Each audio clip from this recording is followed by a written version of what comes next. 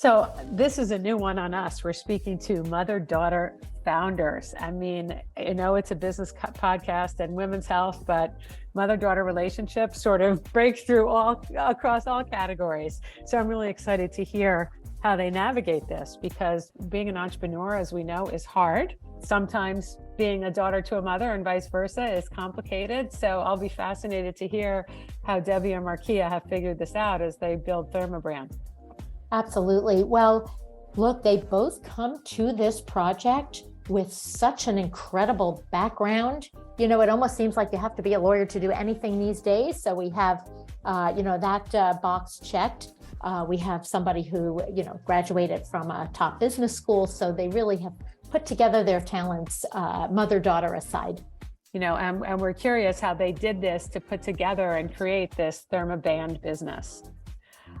So, we've spoken to partners, we've spoken to technical advisors, medical co-founders, and all different kinds of combinations.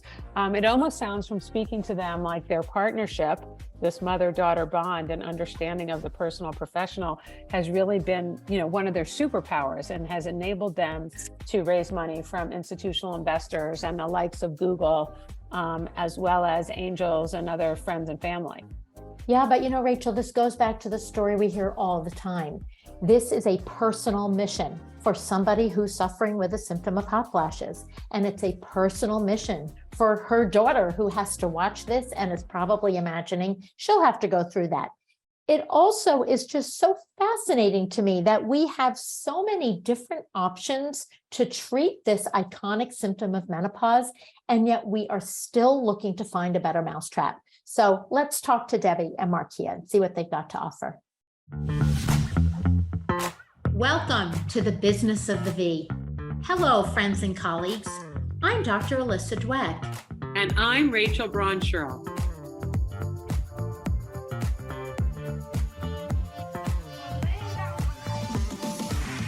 Each week, we bring you the most fascinating investors, inventors, entrepreneurs, academics, and healthcare practitioners who are making things happen in women's sexual and reproductive health. If you are a woman, know a woman, have a business, or care about your V health and wellness, fasten your seatbelts and listen in to another informative and inspiring episode. We are so excited. We have had partners on before.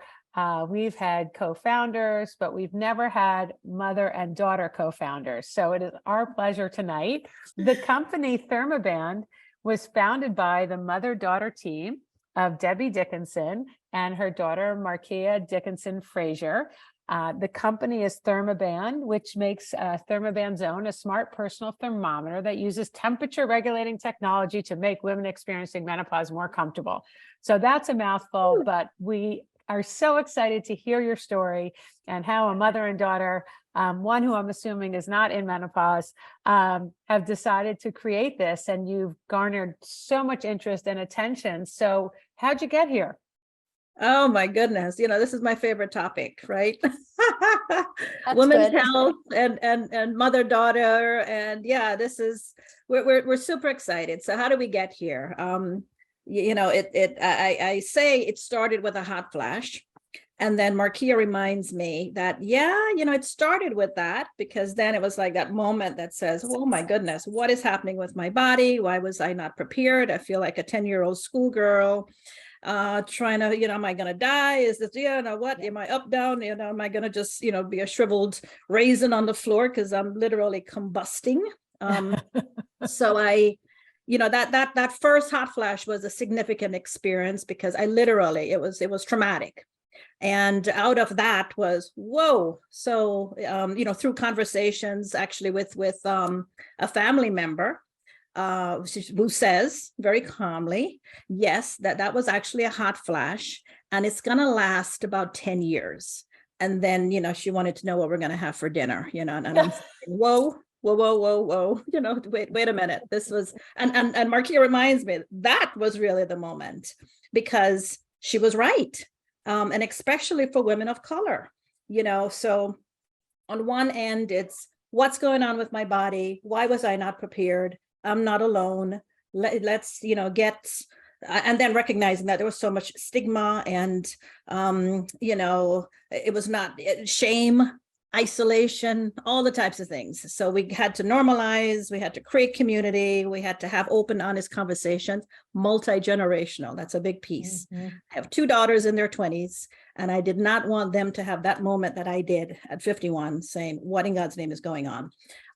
So it was those 2 moments that said, okay, we got to do something. And through my own exploration, recognizing that a cool sensation when I had a hot flash really helped. And that came from advice from other women who explained what they were doing. You put your hand on the cold running water, you stick your head in the freezer, you put your hand on a granite countertop, you have cooling gels and cooling pads and all these great things that are great when you're home. But by golly, when you leave the house, I had a hot flash in a car and had all these great gadgets that I had at home, it just was not available. And I said, oh my goodness, what I need right now is just something. And I'd already discovered that the wrist was very effective. The neck was good, but it was just very obvious and was not very discreet. And it was, if I had something on my wrist that could give me that same cool sensation that's portable, right, discreet. So it was really born out of that revelation. And then I called my daughter, who's at that point a second-year student getting her MBA at Yale. And I said, all right, you got to help your mom. We got to do something here. So I'm just so curious, how did you arrive at this? I mean, I know what the aha moment was, but what were you doing? I know you were in school. What were you doing beforehand that you had the real wherewithal and the capacity to do this? Yeah. Well, I'll for me, and then I'll hand over to Markea, because it's one of those things that everything comes together and pairs so well, right? So I'm a benefits attorney. I've been a benefits professional at a pharmaceutical company. In the business space as an entrepreneur. Was very interested, even after practicing law, with accessories for women and jewelry and that sort of thing. So all those, and strategy, and as an entrepreneur, sort of skills, sales and such, that then really has been very transferable to what I'm doing now. So I'll let Markea speak to her skill set. And so. Absolutely. Yeah. So my background's in supply chain, and I have always been passionate about making sure that we get the right things to the right people at the right time. Never would have thought that it would have been my mother that I was, creating a solution around. But I've always been passionate about entrepreneurship and really trying to find the white spaces that people aren't talking about, trying to find areas that folks aren't really focusing on, and then creating a solution that can help. Never thought it would have been hardware. Never thought that it would be with my mom. But I mean, all these things kind of happened. It was kind of nirvana, because I was getting my MBA, as she mentioned, at Yale. And it was just awesome because I was able to incubate the business with her at Yale and leverage engineers, leverage menopausal experts, scientists, gynecologists, and then also socialize the idea throughout, with peers. And what I realized is that it's hot flashes are far more pervasive than the natural menopause. And what I realized is I had one friend in particular, a colleague or a classmate of mine, that actually was going through chemotherapy for her breast cancer. And she was experiencing medically induced menopause, and she was experiencing hot flashes. I have another friend that just has really bad anxiety and just would like to have a cooling relief solution. So, I mean, the more that I socialized it around people that were, on campus, the more I realized how much potential this solution had to really be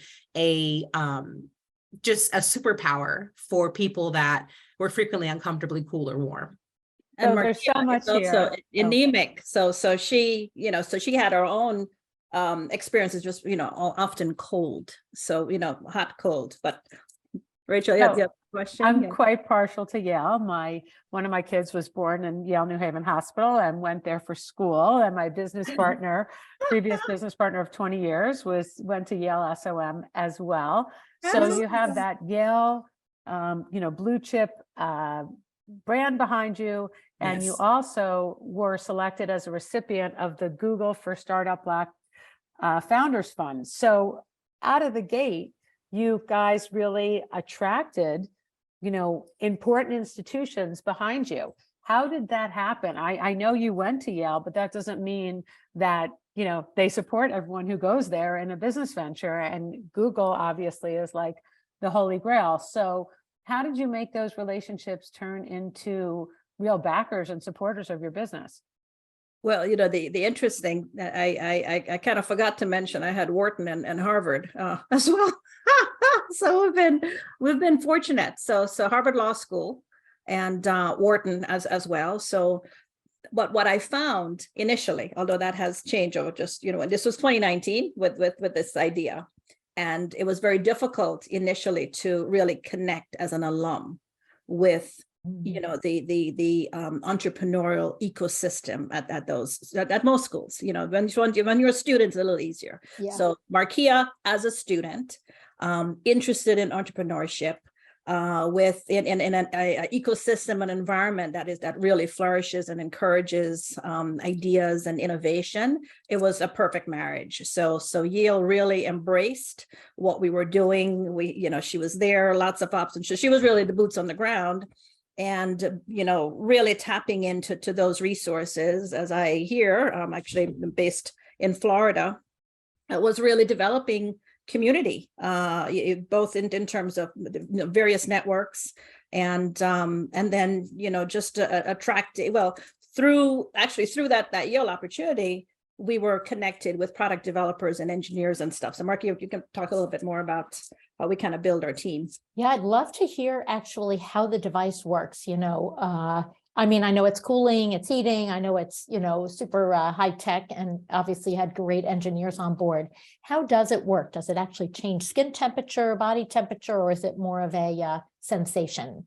Yeah, it's really, it's interesting in terms of the effectiveness. If you think about, you're hot and you hang on to a cold glass of water, or just an icy glass or whatever. So it's really a mind-body connection from the standpoint of, the receptors, and there are many receptors all over the body, as you know. So just introducing a cool sensation really stimulates the hypothalamus, and it's one of those situations where through the skin temperature and the ability to regulate that perception of comfort is related to both temperature and touch. So there are different things we can do, but using the temperature, whether it's a cool or a warm sensation, stimulates that thermoregulatory center and the perception of comfort. So even the body temperature may not change, skin temperature may. And it can be different for each person, but and especially understanding that a hot flash is it's like a false response, or a trigger that the mind is really just cooling us down, right? So the thermoregulatory center is it's the fluctuation, and you can speak more to this with the fluctuation in hormones, kicks into this response to cool us down. Then you enter this a cooling sensation, and what we're hearing and what I felt initially and what many are experiencing is it's a different kind of a hot flash. It really just kind of dissipates.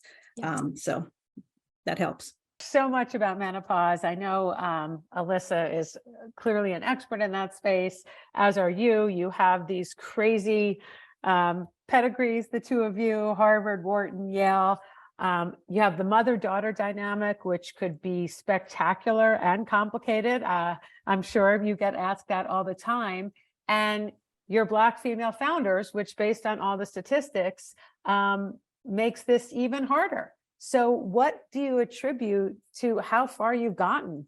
Obviously, besides smarts and intellect and focus, which obviously goes without saying, but you've jumped over lots of hurdles, and I'm wondering how your relationship has helped that, how maybe it's created some challenges. I just find it fascinating. I mean, we could do a whole segment, weekend on mother-daughter dynamics before you even get into business. So tell us a little bit about that, because you started with some interesting challenges. Right. I love when Markea goes first, because then I'm like, all right, I'm not crazy here. Okay. All right. I'm not making this up. So you go first. Markea, the challenges of a mother-daughter. Tell the And I, people. by the way, did ask you this when I met you in person in San Diego. I remember. Yeah, no, it's been a really difficult and taxing journey. I think it's been really helpful to have each other. My mom is someone that I would go to regardless if I was doing this with her or if I was just doing it by myself or with another founder. So it's helpful to have her kind of in the throes of it all. And it's helpful to have that trust and that love and just the shared passion for being a resource for women that just have been underserved for so long. I think sharing that passion with her and sharing that purpose has really helped us like overcome the challenges that we've had. We've had, lots of naysayers, you pitch to 100+ investors, you get told several no's, but I think it's helped to reframe our mindset in terms of viewing a no as like a redirection. And I think a mindset shift has helped quite a bit with our journey. And when you say that, a no is a redirection, that seems, having also gone to business school, that seems like, from the first day, you take that as consumer research, you put it into your head and you use it to pitch better or know better or have a new idea the next time. So where are you with the product in terms of commercialization? We are developing and now at the design to manufacturing phase. So our manufacturing domestically. Initially, we thought we'd offshore, but economy and pandemic and everything else, it thought it best to do that here. So manufacturing, and it's fabulous to have early adopters. We launched pre-sales and we've been testing all along. So great insight. So we've been able to incorporate that from a design standpoint as well, and are looking to get it in the hands of our early adopters later this year, like mid-year. Is this something that you anticipate users would use along with other solutions, let's just say hormone therapy or other medications, or is it more of a standalone device, or is it kind of a little of everything?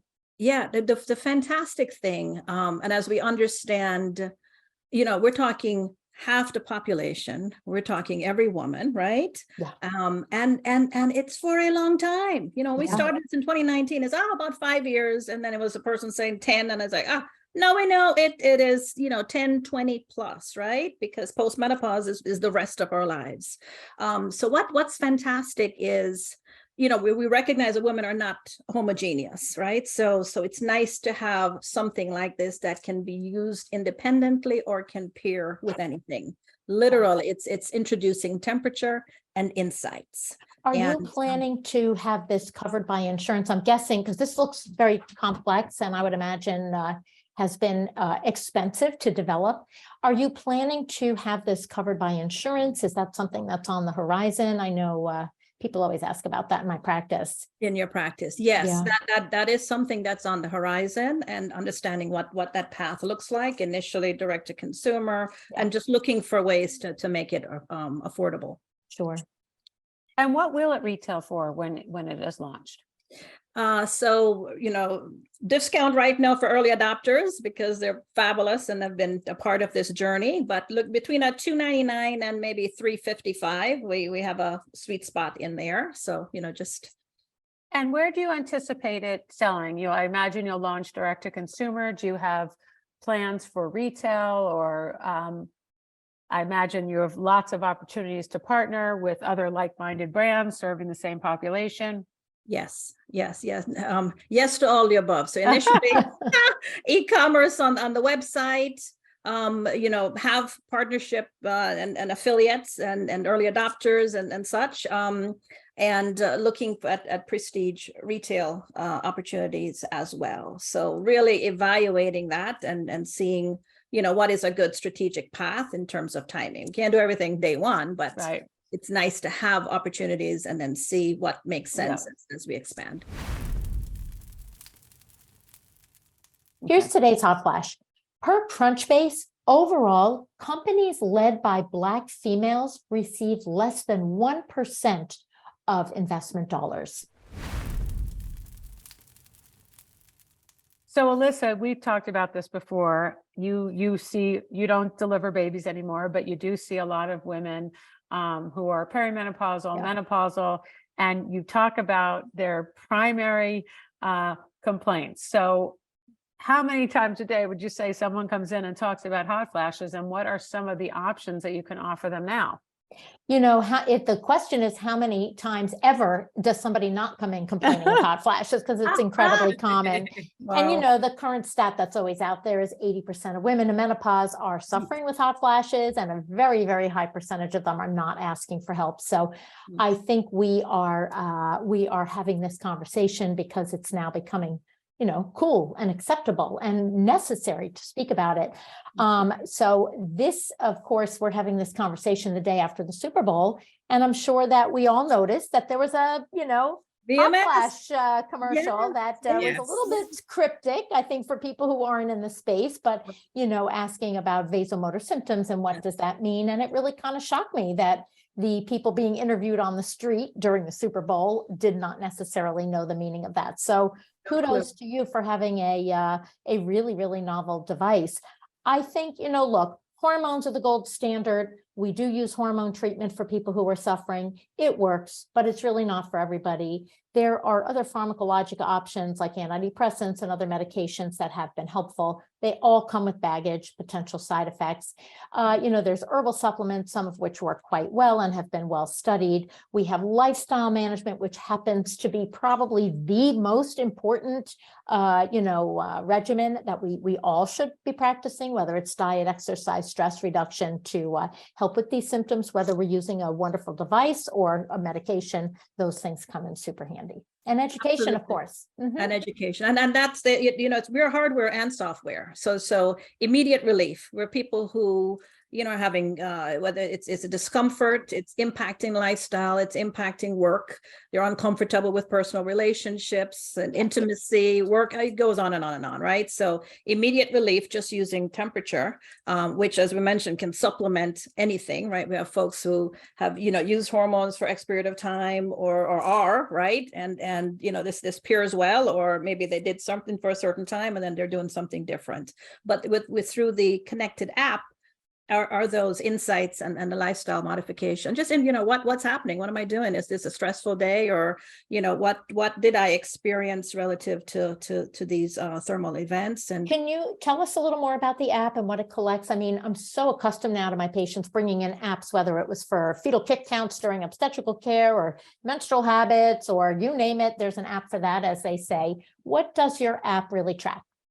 Yeah, and I'm glad you said that, because it really, that technology or it was really understanding the appetite for information and data. So it's for folks saying, I need relief and would love to have it in a tech and discreet way, very effective, but I'd want to know what's happening with my body. So the events, when did I have a hot flash or a cold flash, or what can you tell me? And so it's quantitative and qualitative. So we can qualify that, yes, this was a hot flash, and whether it's intensity or duration, frequency, and then other information relative to, stressors, as you mentioned, and dietary and alcohol and all those types of things. So what are the triggers, and just understand what that correlation is like, and then biometrics. And with that, it's really partnering and talking with physicians. So what's helpful for the user, right? So in terms of heart rate and blood pressure trends and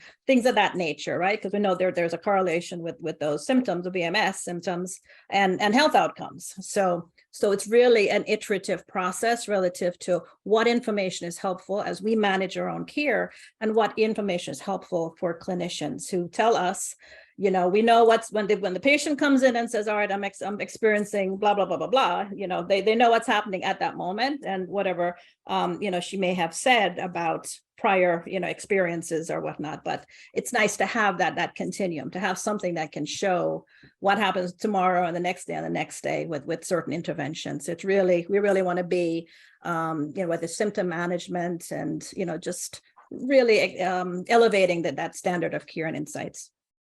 I have so many questions. So I have a couple that are not necessarily sequential, but so how do you decide who does what? You both have business backgrounds. What are each of you in charge of, and how have you identified what your power alleys are as business partners? Yeah. So a lot of it comes down to our background and just areas of expertise. So it's nice that I have more of the execution lens from a supply chain standpoint. So I handle the logistics, the operations, kind of the more granular tasks.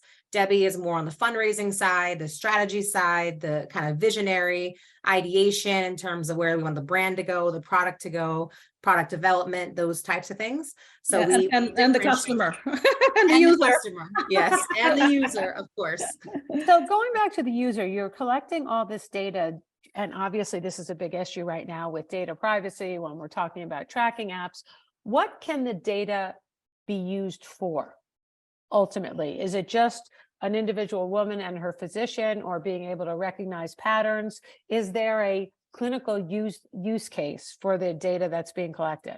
An element that we're super excited about. So in addition to being a benefits attorney, I'm a privacy attorney. So, Oh, wow. keeping Perfect. information private is paramount, right?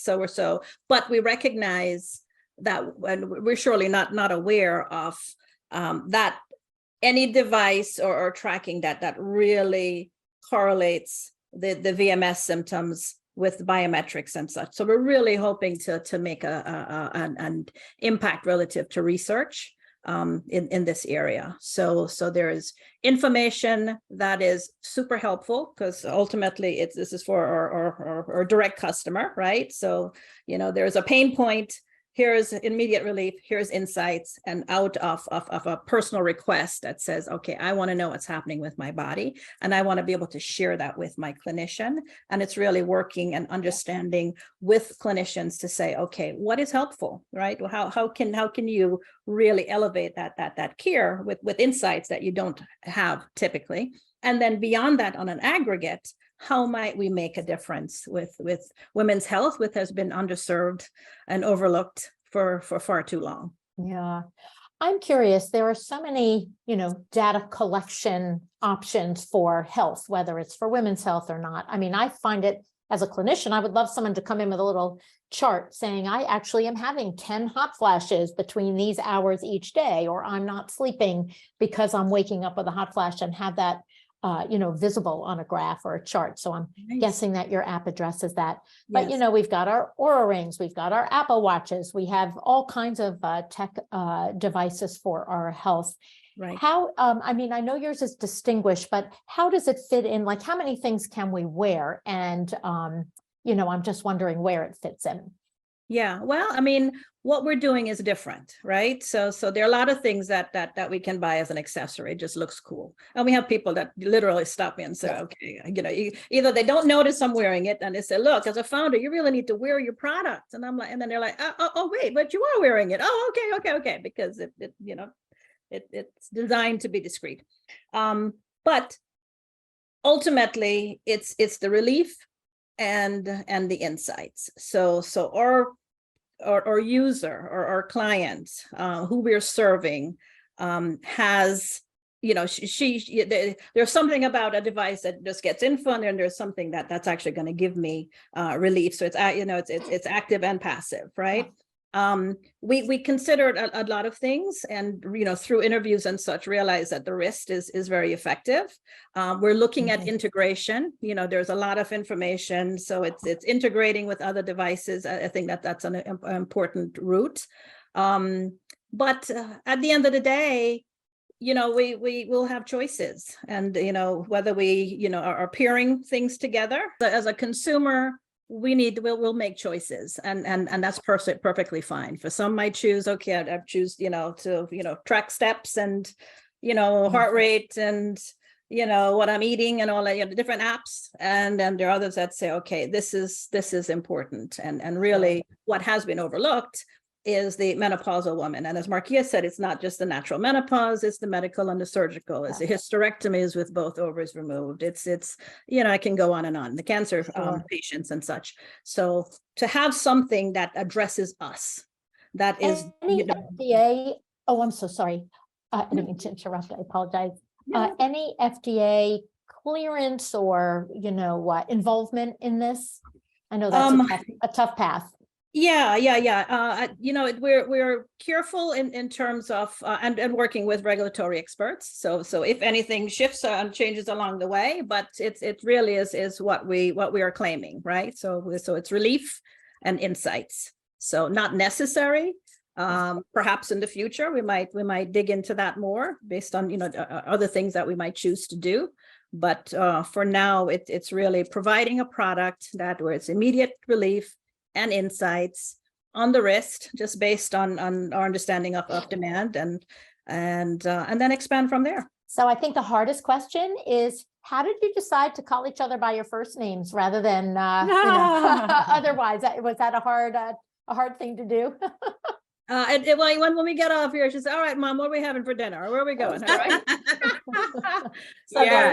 There's a business hat, and that's part of why this works. Is really we recognize that there's the mom, daughter, and the co-founders, and we really try to have that space. When we're in the workspace, there are certain things, and for Markea, it was important to say, all right, in a business meeting, I don't want to come in and talk about mommy this, mommy that. It might be we're fighting hot flashes and whatnot, and then she comes and saying, all right, but Mom, so whatever, it is what it is.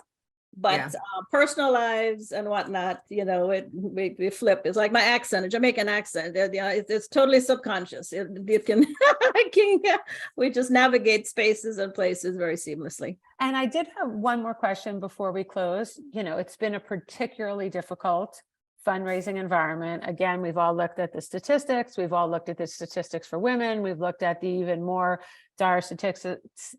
We've all looked at the more dire statistics for women of color in terms of fundraising. So you have friends and family, you have Google. Have you raised other money? And how has that process been? We have. So we have several VCs, angels, as well as, individual accredited investors. And it's been difficult. Markea said, oh, you talk to 100 blah, blah, blah, and you get several no. We didn't get several no. We got a lot of no's. A lot of no's. A lot of no's. But we were able to get a few yeses, and it's difficult. And I know it's difficult generally for many, especially female founders. But as you may, less than 1% when it comes to funding for founders of color, or especially Black female founders. It is not easy, but we're determined and passionate, and passionate about what we're doing, and that's one of the challenges. So many challenges that absolutely. It's so complicated. The business is complicated. Devices are complicated. We talked about mothers and daughters. What is a piece of advice that either of you would give to founders who think their situation is complicated, for people who have really gone through it? And, the story isn't over, but it's certainly on an uphill swing with a lot of momentum. What advice would you give to people who are, just in the trenches getting frustrated? We are passionate about what we're doing and why we're doing it. And, it's one of those things where if you put it all on paper, it seems impossible, and it's analysis paralysis. So you just got to get started, and you have to recognize and believe that you have what it takes. You are enough, and you can fill with, whether it's advisors or, contractors or friends or whomever there, and anything that you need to fill from a skill set, you can get the accelerators, and I can go on and on, right? So we're non-tech founders, and we're building this technology.